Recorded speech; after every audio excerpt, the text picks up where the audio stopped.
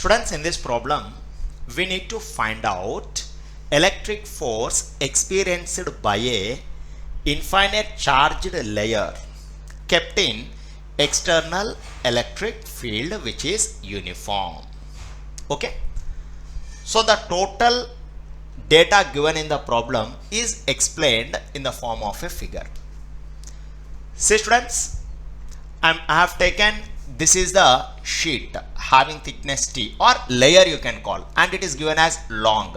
Okay, and since it is charged, students, you can give charges on its surface like this. Okay, even though it is not mentioned whether it is conducting or non-conducting, students, better you take charges on the outer surfaces, because students, it was also mentioned in the problem that net electric field on this side is E1 and on other side as E2. Even though it is kept in external uniform electric field capital E, students, the values of E1 and E2 are appearing due to the, or else the electric field is modifying on this surface as well as on this surface, students, like E1 and E2 according to the problem, due to the charges present on it. Okay guys, because if you consider charges on this layer, then no doubt field due to this layer will point horizontally left and field due to this layer will point horizontally right. Now students, if you concentrate only on the left region, then we can write this is external field minus field due to layer is equal to E1. Okay guys, because the diagram itself showing E1 horizontally right. So obviously E minus E layer should equal to E1.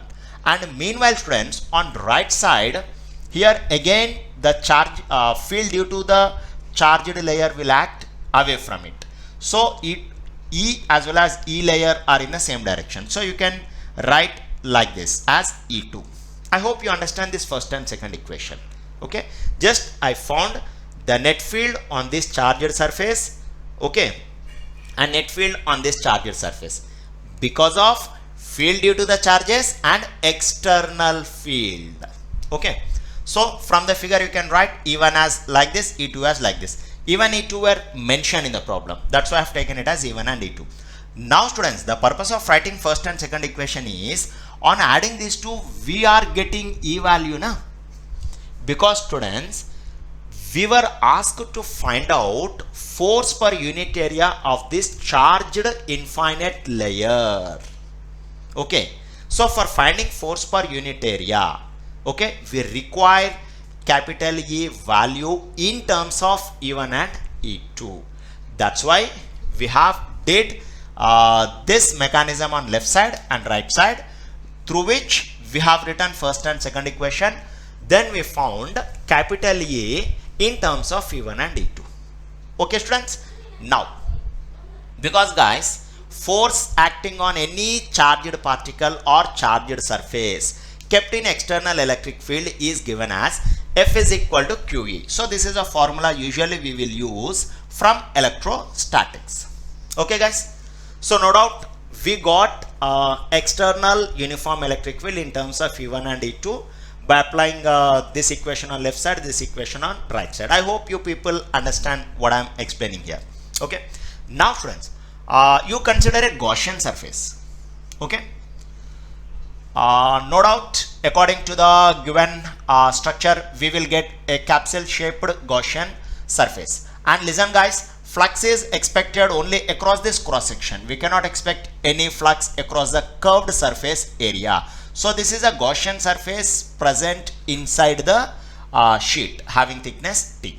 Okay students, and the purpose of considering Gaussian surface here is, once you draw the Gaussian surface, students, then simply we can write that the net flux enclosed by the Gaussian surface as, okay, Q by epsilon naught, where Q is the charge enclosed by the Gaussian surface. Okay guys, since it is an infinite sheet, that too we need to find out force per unit area, students. No need of considering the total cross section of the this one, what do you say, thick layer.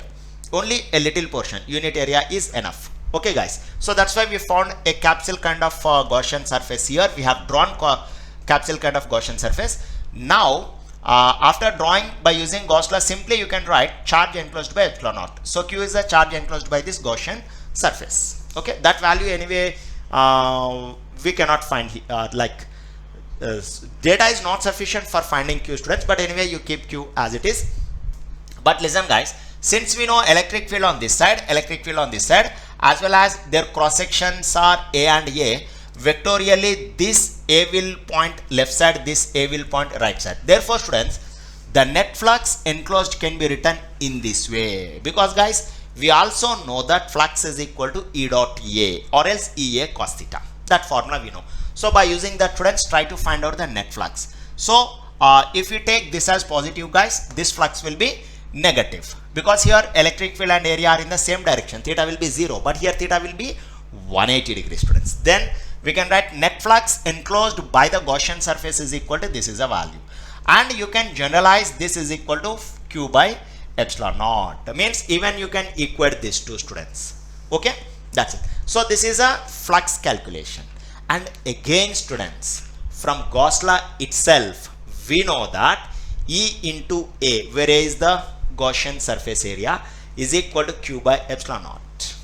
Okay guys, so by using this relation, students, you can write E2 minus E1 is equal to capital Q by A epsilon naught. Because students, you concentrate only on this charged layer. The net electric field, okay, on the charged layer or on the Gaussian surface can be written as E2 minus E1. Okay students, that is equal to, you can write Q by A epsilon naught. So after that, by using this relation, students, okay, force per unit area, because our target is to find out the force, students, so concentrate on this. So force is equal to QE, so this part you can take. Okay, Q is a charge enclosed per unit area or Gaussian surface into capital E. Anyway we have taken capital E as E1 plus E2 by 2, right students? And Q by A is equal to, students, here from here you can write E2 minus E1 into epsilon naught. So substitute that value. Okay, Q by A is equal to, write down E2 minus E1 into capital A, students, and E is equal to, substitute E1 plus E2 by 2.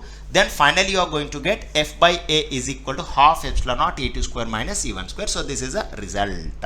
Means the force experienced by the infinite charged layer, right, kept in external uniform electric field, capital E. That's it, friends.